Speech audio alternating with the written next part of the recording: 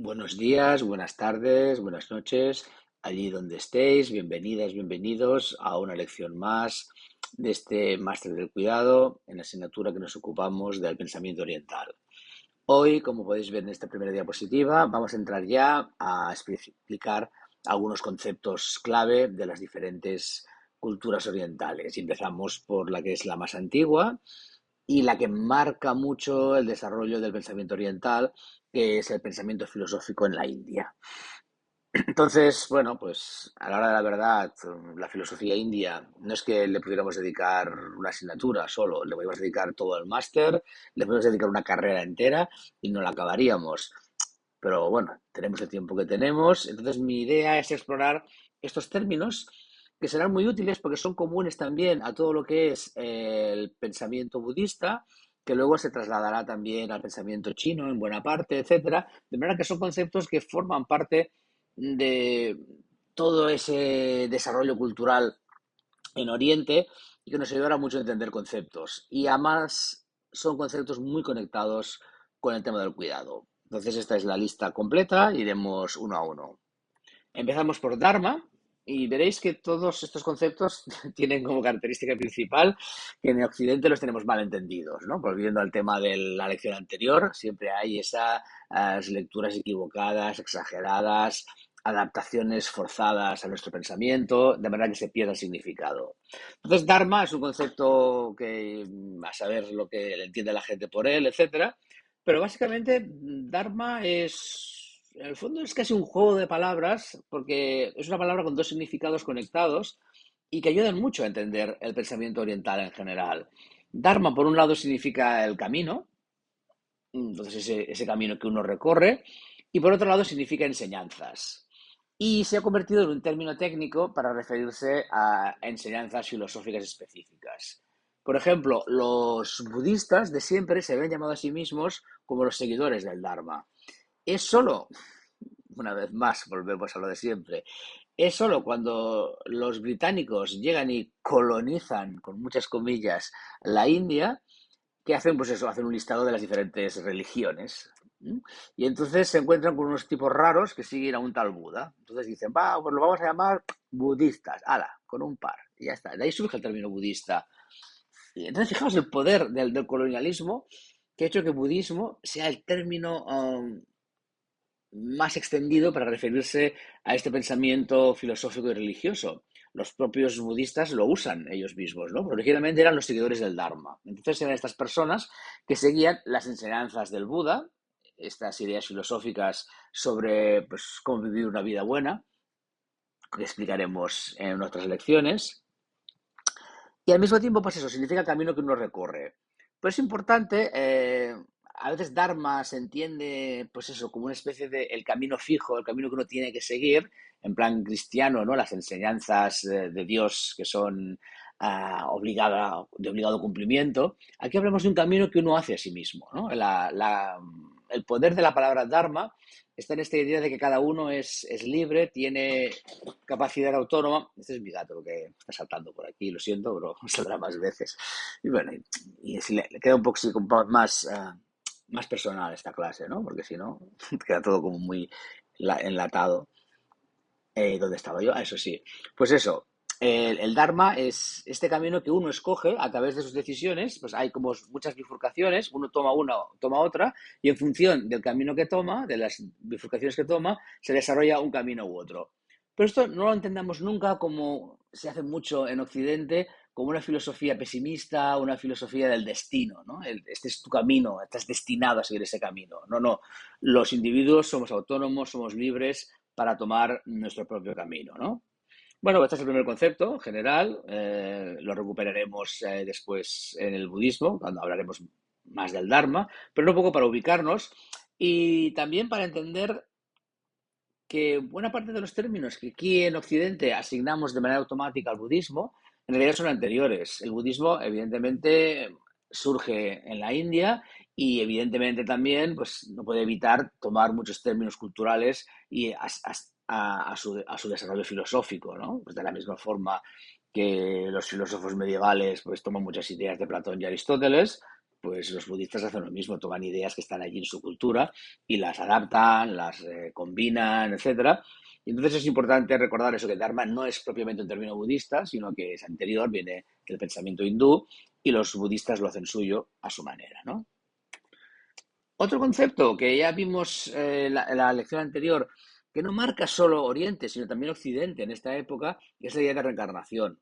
Recordemos que para los griegos la reencarnación era el modelo por defecto de funcionar, ¿no? Aquí he puesto renacimiento porque reencarnación tiene unos componentes de recuperar el cuerpo original y cosas de esas que del individuo que se autoorganiza otra vez en otro cuerpo, y eso es más sutil en el pensamiento hindú.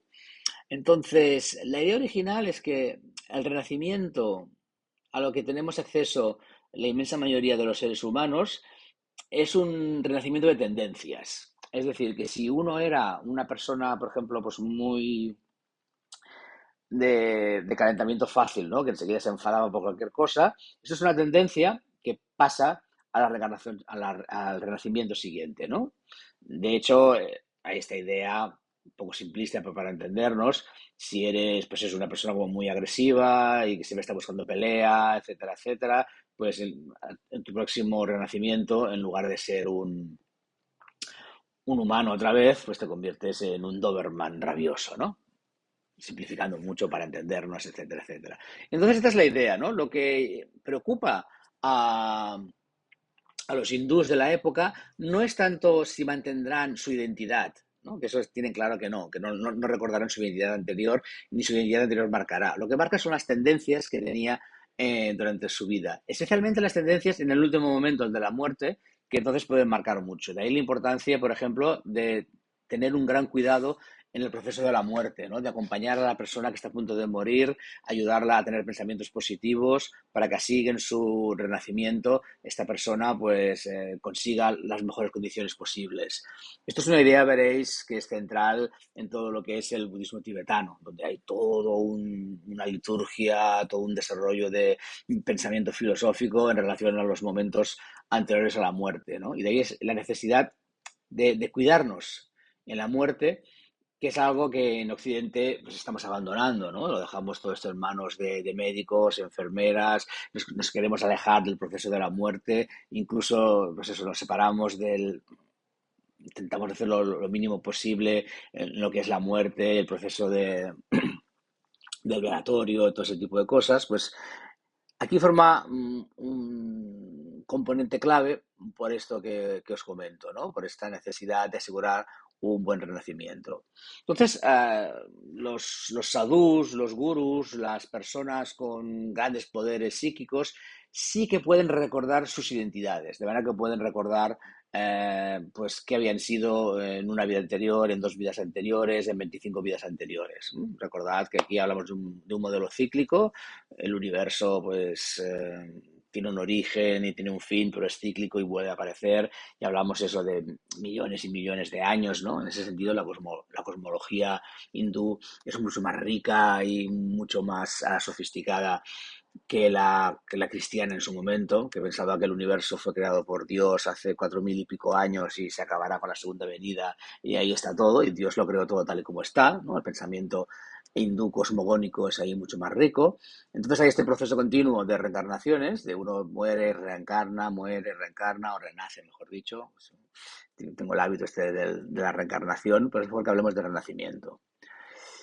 Y claro, evidentemente en Occidente tenemos una visión bastante simplona de lo que es el renacimiento, ¿no? Y la reencarnación. Si habéis leído cosas típicas, siempre sale gente que yo recuerdo que en una vida anterior pues era el sultán de no sé qué, o era un faraón, o era un filósofo griego. Nadie recuerda ser un paria en la India que recoge las cacas de las vacas del camino para que no los pise la gente, o recuerda ser un esclavo en la Grecia clásica, ¿no? Lo cual es muy sospechoso porque tendría que estar un poco distribuido, ¿no? Todo el mundo recuerda eso, ser Cleopatra y cosas así. Entonces, quitemos esa idea de la cabeza. Eso es un poder que solo tienen las personas con gran capacidad espiritual. y básicamente es para demostrar esa capacidad espiritual. Lo que preocupa al hindú del día a día es qué tendencias me voy a llevar conmigo en en mi próximo renacimiento y cómo puedo cuidarme y cuidar a los demás para facilitar que ese proceso sea lo más ágil posible y se den las mejores condiciones. Pues, ¿por qué es importante eso? Porque en la cosmología hindú clásica el universo está dividido en 6 grandes grupos. Luego hay más subgrupos, pero para entendernos podemos hablar de 6 principales, ¿no? Que son como 6 reinos. Entonces le puede tocar, en función de esas tendencias que comentábamos, le puede tocar una, un espacio diferente de estos, un reino diferente, ¿no? Entonces está primero el reino de los dioses, donde pues todo es paz, felicidad, armonía, buen rollo, a no ser que se peleen, porque los dioses también se pelean. Aquí los dioses hindús son como los dioses griegos, hay todo tipo de jerarquías, broncas, etcétera. Y al final esos dioses son más símbolos de capacidades humanas básicas, de emociones humanas básicas, que no tanto historias para no creérselo. Bueno, luego están los asuras, que son los semidioses, los héroes, que es otra posibilidad donde se puede reencarnar. Son seres, pues también, no llegan a la capacidad de un dios, pero están por ahí. Pero bueno, esto es una quimera, intentar reencarnarse esto. El mundo humano se mueve más bien de aquí, de humanos para abajo, ¿no? Entonces están humanos, aquí está la fase en la que estamos nosotros, y en principio es la condición ideal, porque ser humano tienes la capacidad de comprender el mundo, de entenderlo, tienes la capacidad de sufrir también, digamos, y eso te ayuda a darte cuenta de que estar reencarnándote continuamente es un rollo, porque es perpetuar el sufrimiento, y eso hace que desees salir de esa rueda de reencarnaciones. Entonces, ser humano es la condición ideal. Los dioses viven bien, pero como no sufren, digamos, no les preocupa el tema de la reencarnación y entonces pues están en una situación de inferioridad en realidad. Esto es una idea muy interesante, ¿no? Del pensamiento hindú y que luego se traslada al pensamiento budista y se potencia, ¿no? Esta idea de que ser humano es mucho más útil, mucho más interesante que ser un dios, ¿no? Si bajamos, tenemos los animales. Los animales tienen conciencia, tienen capacidad de sufrir, pero les cuesta más entender la realidad, entender esta rueda de reencarnaciones, de manera que no es un estado al que queramos estar, porque podemos quedarnos ahí clavados, ¿no? Por abajo están los pretas. Los pretas o los fantasmas hambrientos son unas criaturas diseñadas para sufrir a tope, digamos, ¿no? Entonces, un preta es una figura mitológica que nunca puede calmar sus necesidades, sus anhelos, sus deseos. Entonces, por eso siempre está sufriendo. Una imagen típica del preta es una criatura con una barriga muy grande, muy grande, muy grande y una boca muy pequeña. Entonces es una criatura que por mucho que coma, como tiene la boca tan pequeña, nunca puede llenar ese barriga gigantesca que tiene, ¿no? Entonces vive en un mundo de sufrimiento. Pero por si la cosa no fuera suficientemente chunga, tenemos un reino más bajo todavía, y son los infiernos. Hay 2 tipos de infiernos, hay infiernos de hielo, hay infiernos de fuego, y son sitios horribles, ¿eh? Son al estilo de los peores infiernos de la Inquisición en la Edad Media. Hablamos de eso, de torturas continuadas, ¿no? De, pues eso, que estás atado a un sitio, vienen unos demonios, te cortan las extremidades, y al día siguiente te crecen y las vuelven a cortar. En el mundo de hielo pues es el mismo rollo, etcétera, etcétera. Pero fijaos que estos mundos tienen 2 lecturas. Una lectura más literal, o sea, gente que realmente cree en todo este proceso, y gente que lo entiende de una manera más metafórica. Es decir, aquí estamos hablando como los 6 aspectos mentales en los que un humano se puede encontrar. Podemos ser feliz y despreocupados como un dios o podemos vivir en el infierno. Y eso es algo que viene asociado a estas tendencias y a cómo vivimos la vida, ¿no? Entonces, el renacimiento tiene otro aspecto relevante con el cuidado y es la idea de que como lo que hacemos es reencarnarnos, renacer continuamente en diferentes fases, cuando nos encontramos a alguien que nos cae bien o que parece un enemigo o que nos trata mal, etcétera, etcétera, o que le queremos engañar, lo queremos tratar mal por lo que sea, en realidad no sabemos quién es. Y esa persona, pues el ejemplo clásico que se pone en la cultura hindú y después en la budista, es que esa persona puede ser tu madre o tu padre. Entonces, a nosotros en general nos gustaría tratar bien a nuestros padres. Entonces, ¿qué pasa si ese cerdito que queremos cocinar para la comida de Navidad fuera una reencarnación de un familiar nuestro, ¿no? ¿Hasta qué punto podríamos, ¿no? Entonces, con esa sospecha se genera un concepto muy interesante de cuidado, ¿no? De yo no sé realmente con quién me estoy enfrentando, yo no sé a quién realmente le deseo mal,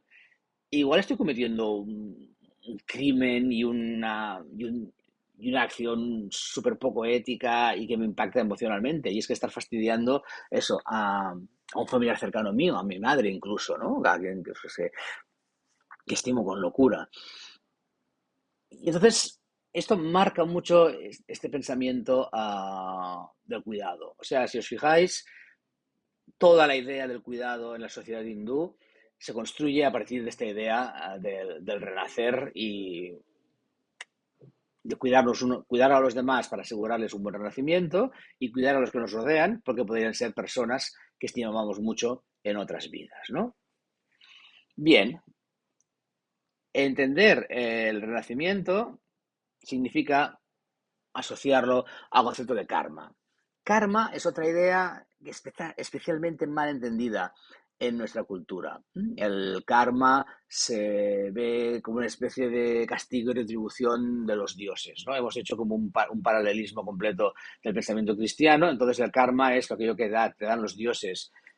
Si te has portado bien o te has portado mal, pues tienes un premio, tienes un castigo, ¿no? Esto no es ni de lejos la idea de karma, ni tampoco es la idea de destino, que se usa mucho, ¿no? Eso que te ha pasado es tu karma, y suena a eso a que es tu destino, que estabas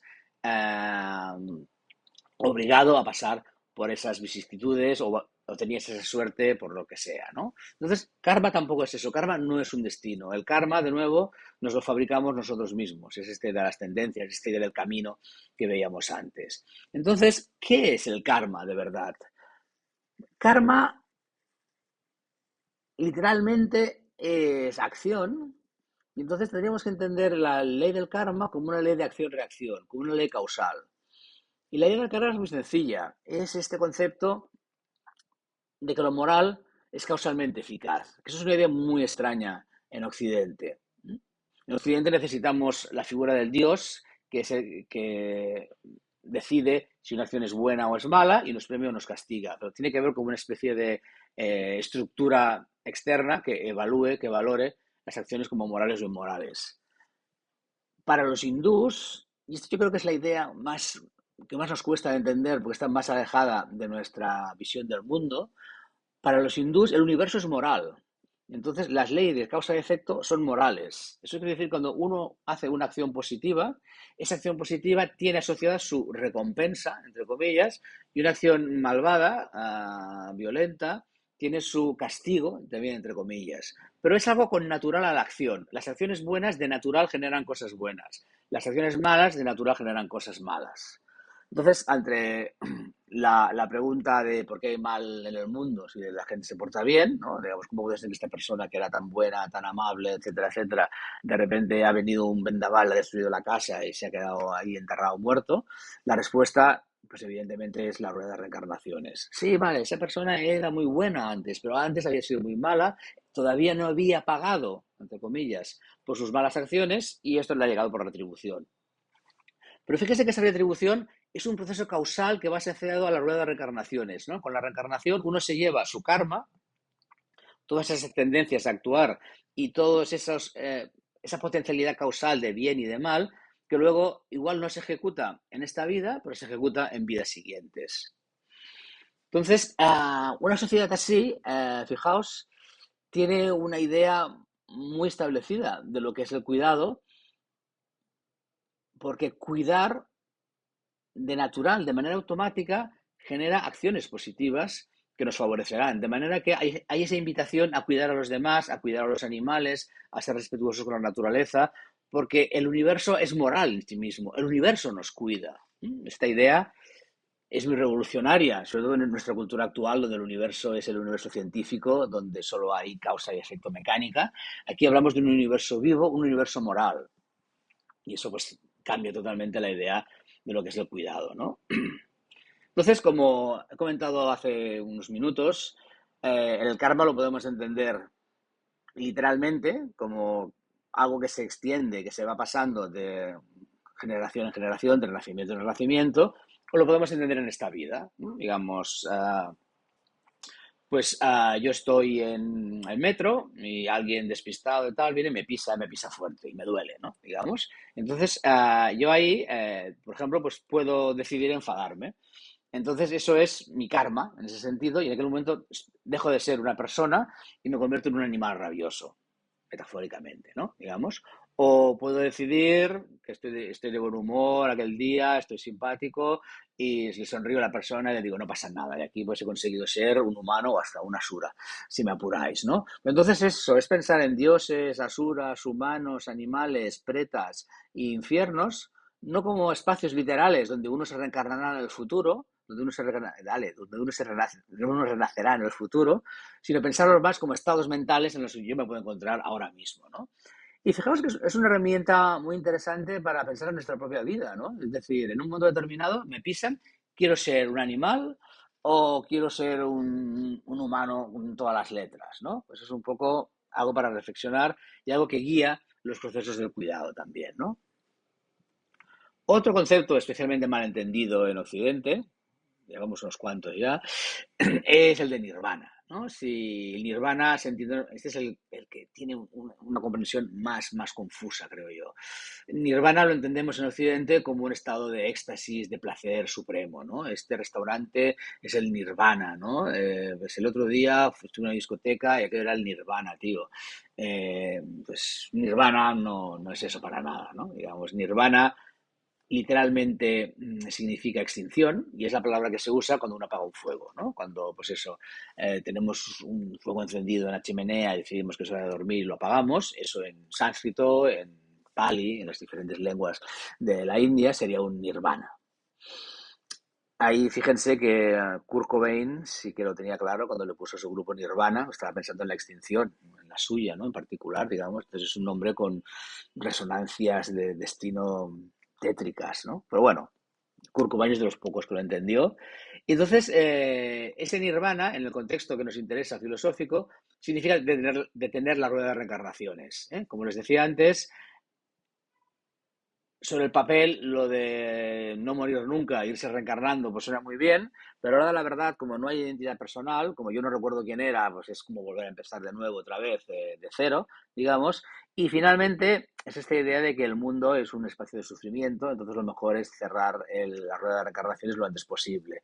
Entonces es un estado ideal en ese sentido, pero no es un estado exático para nada, es un cambio de rol que ahora veremos un poco en qué consiste. Ese cambio de rol es lo que llamamos el Atman. Hablamos de él brevemente en la lección anterior, donde hablamos de la multiculturalidad. Atman es esta idea de panteísta de que el universo en realidad es una sola entidad, Brahman, el gran dios, digamos, al estilo del dios panteísta de Spinoza, y el universo no es más que propiedades decidentes pues, de este dios. Nosotros no somos más que partes de Atman que están desconectadas. Entonces, estamos en procesos de reencarnación continuamente porque no recordamos que somos Atman. Si fuéramos capaces de recordar que somos una unidad, de que todos somos uno, que todos somos ese Dios, ese Brahman Atman, entonces la rueda de reencarnación es para automáticamente porque sabemos quiénes somos. Esto se explica de una manera muy elegante en lo que es el mito de Lila. Lila vendría a significar juego en sánscrito, y el mito de Lila lo que explica es que Brahman, el dios original, primigenio, el gran superdios, ¿no? Digamos, que está muy por encima de los dioses concretos, pues Krishna, no me salen más dioses, joder. Pues lo que decíamos, ¿no? Pues hay dioses menores como Vishnu, Kali, Krishna, etcétera, que se parecen mucho eso a los dioses del Olimpo, los dioses griegos que simbolizan propiedades humanas básicas, características humanas básicas mentales, y luego está ese Brahman, que es como un dios metafísico, que es la realidad última, digamos, ¿no? Es como el uno de Parménides, es el mismo tipo de personaje. Pues ese dios está ahí solo, aburrido, etcétera, y decide jugar. Eso es Lila. Y su juego consiste en segmentarse en miles de millones de fragmentos todos nosotros somos parte de ese Atman, esa división, y el juego consiste en recordar quiénes éramos en realidad, descubrir que finalmente somos el uno, somos Atman y que no hay separación. Y cuando conseguimos entender eso, que somos uno, cuando nos damos cuenta a través de procesos ascéticos, de meditación, etcétera, nos damos cuenta de que somos Dios, somos el uno, entonces hay ese salto cualitativo y salimos de la rueda de reencarnaciones y entramos en el nirvana. Esto nos lleva al concepto alternativo, que es samsara. Samsara es la realidad en la que vivimos, que es una ilusión. Yo ahora creo ser un individuo separado de la realidad, creo que estoy aquí, que ustedes están fuera en otras partes de España o de Latinoamérica o incluso pues, en otros sitios del mundo. Creo que mi cuerpo está separado de los objetos que me rodean, etcétera. Pero todo esto es una ilusión. Esto es lo que se llamaba otro mito, el velo de Maya. Es esta idea de que no vemos la realidad tal como es, sino que la vemos distorsionada. Entonces, entender la realidad propiamente dicha es entender que todos somos Atman, y eso nos permite salir, como les decía, de la rueda de reencarnaciones. Un término genérico que a veces asociamos excesivamente al mundo budista es el de sutra. Sutra es el término genérico en sánscrito para referirse a una colección de textos. Sutra viene de la misma raíz de sutura, de coser, y simplemente significa eso, una colección de hojas cosidas para formar un libro, una serie de ensayos, etcétera, etcétera. Entonces, los budistas tienen sus sutras, efectivamente, ¿no? Pues el Kalama Sutra y toda una serie de textos que son esas compilaciones de los supuestos discursos que dio el Buda, por ejemplo, o comentarios de otros autores a lo que el Buda dijo en su momento. Pero también hay sutras de otro tipo. Los jainistas también tienen sutras. El Kama Sutra pues también es eso, una colección de textos sobre los placeres, ¿no? Digamos, etcétera, etcétera. Entonces eso, sutra es un término que no podemos ligar solo al budismo, aunque es el que se usa más, sino que refiere a cualquier tipo de colección de textos de la época, ¿no? Otro concepto interesante es el de mantra. Un mantra son una serie de palabras que tienen poderes mágicos, como un sortilegio, ¿no? Como cuando en Harry Potter dicen al ojo mora y se abren las puertas, quiero recordar, pues es que hablamos de lo mismo. Son frases que nos pueden proteger del mal, que nos pueden ayudar a mejorar nuestra capacidad de meditación y de conectar con el Atman. Hay todo tipo de sortilegios. Y se dividen en dos grandes bloques, ¿no? Está por un lado el mantra original, y el mantra son frases que no significan nada y que el poder está en el sonido. Es esta idea que no podemos explorar en detalle porque no tenemos tiempo, pero para el mundo hindú el sonido, las ondas de sonido tienen capacidades mágicas, curativas, transformadoras, etcétera, etcétera, como el Om Namo Pande Om, ¿no? Por ejemplo. Y la idea que aquí es importante cómo resuenan esas palabras, ¿no? Es el sonido Om tiene un poder diferente del sonido ñam, etcétera, ¿no? Digamos. Y luego están los dharanis. Los dharanis son frases que tienen sentido, de palabras clave, que ayudan a recordar pues, algunos aspectos clave de una escuela religiosa o filosófica o por alguna liturgia y significan cosas, ¿no? Por ejemplo, un dharani clásico del budismo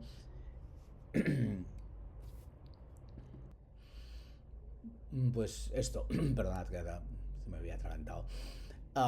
Un dharani es una frase que resume una idea básica de un sutra, un texto filosófico o religioso, una parte de una liturgia, que hace como resumen de bloque y que también tiene poderes mágicos. Es decir, ya sea por su sonido, ya sea por otras cosas, esa frase pues, nos permite evitar situaciones problemáticas. Por ejemplo, el clásico dharani budista Gate Gate Parasangate Bodhisvaha es aquello, significa literalmente allá, más allá, que es capaz de trascender el más allá, digamos, es como indicar esa capacidad increíble de tal, de la cuestión mística que ya veremos en su momento cuando toquemos el sutra del corazón, del que forma parte este dharani. Nos permite pues resumir las ideas básicas de un texto de una manera mística pero al mismo tiempo tiene poderes mágicos también. Entonces este mantra, por ejemplo, pues se usaba para proteger a los viajeros. La idea es que si tú ibas repitiendo el gate, gate para gate, o lo llevabas en un papel en el cuello, con un collarín, etcétera, etcétera, eso te permitía pues evitar que los ladrones te atacaran mientras hacías la ruta de la seda, por ejemplo, ¿no? Y finalmente tenemos la idea de Diana o Jana. Mm, los términos son... Aquí no he entrado todavía, lo veremos con un poco más de detalle cuando hablemos del budismo. Pero en la India hay varias lenguas, de hecho hay muchas lenguas, entonces hay una necesidad de tener como lenguas francas que te permitan comunicarte entre sí, ¿no? Como ahora el inglés en Europa, pues en la India hay el mismo problema. En cada sitio, cada uno habla su dialecto, entonces es necesario que hubiera una lengua común. Entonces hay varias, pero sobre todo hay dos en lo que la mayoría de textos relevantes de filosofía oriental india están, y son el sánscrito y el pali. El sánscrito es una lengua un poco artificial cuya función central es recopilar textos filosóficos y religiosos. Es un poco como el latín ahora, ¿no? Nadie habla de... Bueno, en el Vaticano igual hay gente que habla en latín entre ellos, pero el latín ha quedado para cuestiones, pues eso, litúrgicas o debates filosóficos, estudiar esos textos latinos originales. Pues el sánscrito cumplía un poco la misma función. Nadie hablaba así en sánscrito por la calle. Era una lengua diseñada para discusiones filosóficas, teológicas, ¿no? Y el palis era pues como una lengua franca, como un patuá, que permitía eso, comunicarse a los ciudadanos de diferentes zonas de la India, ¿no? Entonces, pues si uno es de Magadha y el otro es de lo que es ahora Mumbai, pues hablarían dialécticos incomprensibles entre sí y se comunicaban entre ellos en pali. Entonces el pali, pues eso, también es una lengua que se usa sobre todo pues para redactar textos que todo el mundo pueda entender, ¿no? Un poco sería como, para entenderos la diferencia entre los dialectos en Italia y el italiano de la RAI, ¿no? El italiano de la RAI es como el italiano canónico, que todo el mundo entiende, y luego cada uno tiene sus dialectos. Pues esto es un poco la misma idea.